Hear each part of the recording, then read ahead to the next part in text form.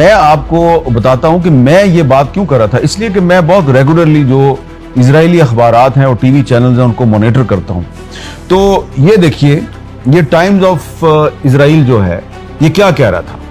Times of Israel ने साफ साफ कहा, forging a durable peace for Gaza obviously impossible, but Trump did get all 20 living hostages back. Times of Israel जो है उसने कोई लगी लपटी नहीं रखी। उसने साफ साफ कहा कि गजा में अमन तो कोई नहीं होना, लेकिन ट्रंप साहब जो है उनका कमाल ये है कि वो जो इजराइल के 20 यरगमाली हैं, होस्टेजेस हैं, वो उनको वापस ले आए हैं।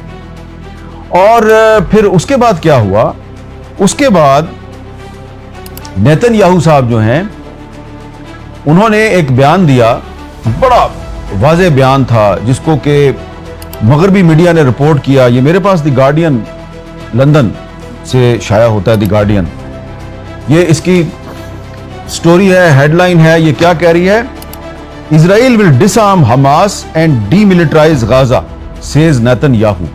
यानी जो काम गजा पीस प्लान, गजा अमन प्लान में जो काम ट्रंप साहब ने कहा था कि इंटरनेशनल फौज आएगी, वो इस्लामी ममालिक की फौज आएगी, वो गाजा को डीमिलिटराइज करेगी और वो वहां पे अमन कायम करेगी। नेतन्याहू ने उसकी भी ऐसी तैसी फेर, उसने कहा नहीं भाई, ये जो भी करना है ना ये इजरायली फौज ने करना है और ये हम करेंगे।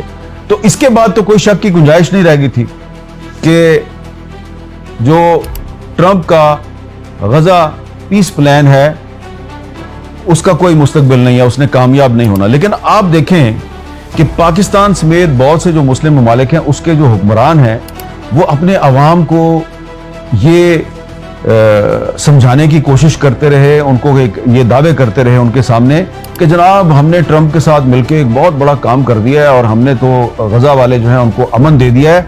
और ये भी कहा गया कि अब जबकि गजा वाले जो हैं, हमास वाले जो हैं, उन्होंने इजराइल के साथ एक पीस डील कर लिया है, तो भैया आप पाकिस्तान में शोर क्यों मचा रहे हैं, क्या जरूरत है आपको। उन्होंने तो सुलह कर ली हमास ने, जबकि कोई सुलह वुलह नहीं हुई थी।